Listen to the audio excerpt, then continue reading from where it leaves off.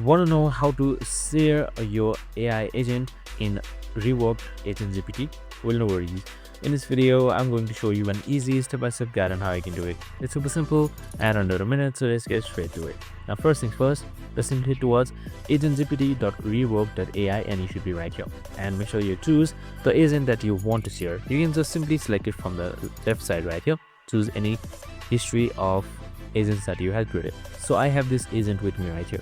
Now, since we want to share this agent, it's super simple.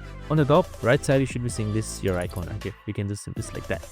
Now, we can just simply copy the link, made it as an image, or just simply download it as a PDF. So the choice is yours. So once you've done that, you can just simply easily share it through various social means. And that's it. Super simple and easy. I hope this video helped. If it did, make sure to like, subscribe, and tune in with us for more of the similar videos. See you in the next one.